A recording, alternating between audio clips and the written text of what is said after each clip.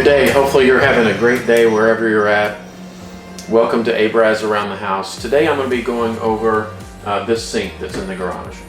Now I love having a sink in the garage. There's several reasons why.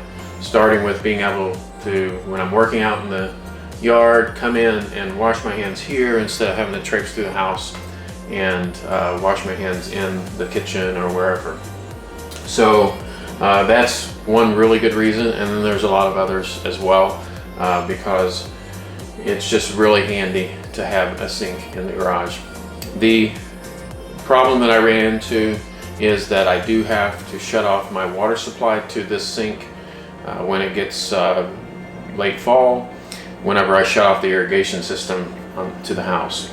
And so I had thought of a solution a while back. I was binge watching on a tiny homes or RV builds, whatever, I can't remember what it was exactly, but I saw this pump that you can hook up to a water supply and had this bright idea, well, I can do that in the garage and still have water during the winter months. And so I did that and I love it, works great, and so I want to show you how to do that, and hopefully if you have a similar situation it will help you. Not every garage has a drain in the garage, and not every garage has a water supply. Luckily I do have a water supply that I can switch that off and switch to the pump supply during the winter, but I don't have a drain, so I had to drain outside to a system that is built for leaching the water, and since it's pretty much just gray water that I run through here, it's fine for the soil and everything outside. So and that's worked great. I've never had this sink back up, and I've ran it pretty steadily sometimes. So hopefully this will help you in your situation, and don't fret if you don't have a drain, if you don't have a water supply in your garage, you can still have a sink. So enjoy this.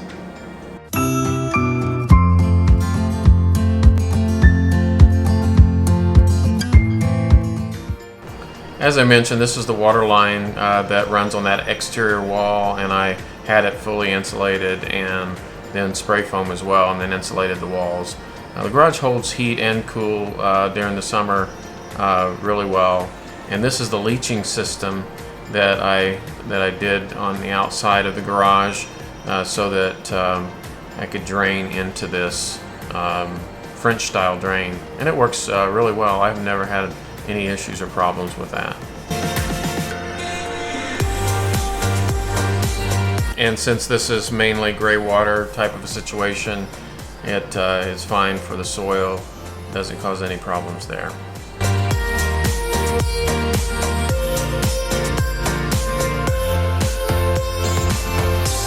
Behind this tool cabinet is my hot and cold water supply for the sink that comes from the utility room, and I simply just roll this tool cabinet out of the way, and then I roll the air compressor out of the way, and this is the shutoffs right here.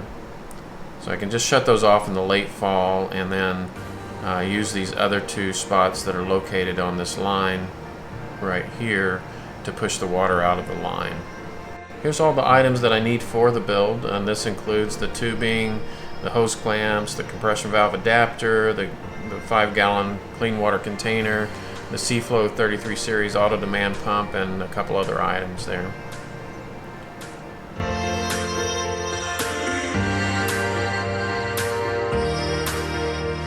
The first thing that I want to do is under the sink here is I have a connection for the sink faucet. This is the cold water supply right here that I put the 3/8 compression valve adapter in so that I can add in that quarter turn shutoff. I really like using the compression. It just saves you a lot of time. Just be able to do this without leaking. And the idea here is that I can shut this off during the summer and fall, and then turn on the other supply and don't have to unhook anything. So the next thing I'm doing is positioning the actual pump here, the SEAFLO pump, and it has arrows that shows the direction of the water coming from your source to your faucet, so that's pretty simple. And then there's a filter as well, and that filter is just going to filter any larger particles, I guess, to keep the pump free from any debris.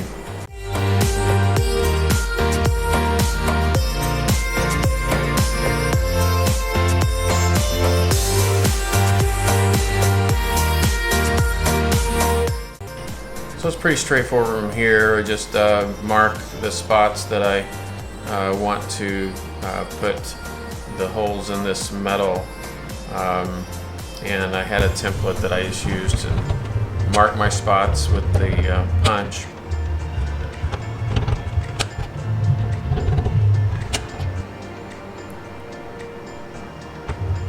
And then drill those holes.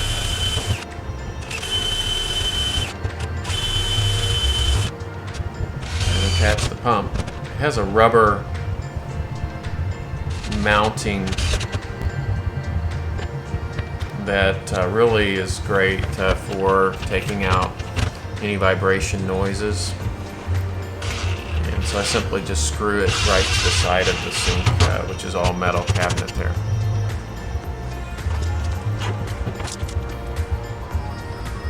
And I did position it so that this faucet connector would fit without kinking. And then that's a 110, and just slide that cord through the hole that I cut to be able to get to my outlet. Tighten everything up. These compression fittings, which are great.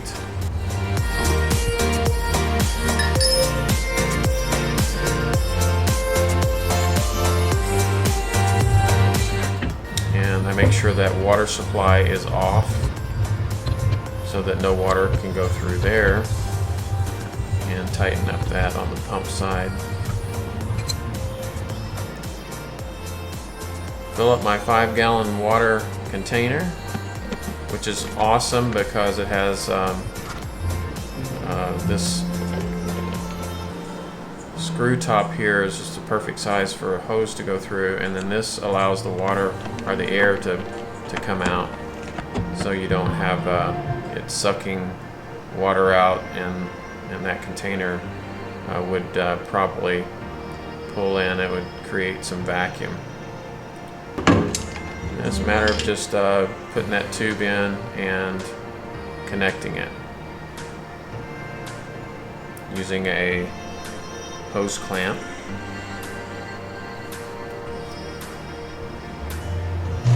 And she's ready to test. First test is going. You have to flip it on and off a couple times to prime it. And once it's primed, had no problems whatsoever.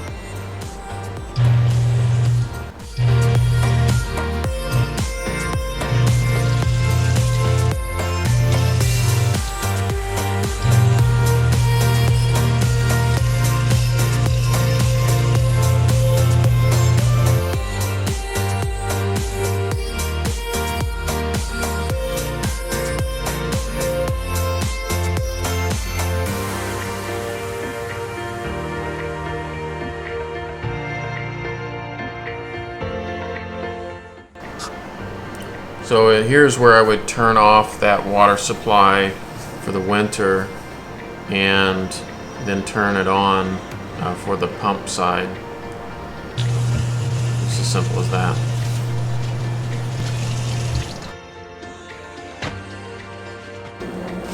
Thank you for watching this episode of Abraz Around the House. If you have any questions about the materials that was used for this build, simply look in the description and I will list all of them there.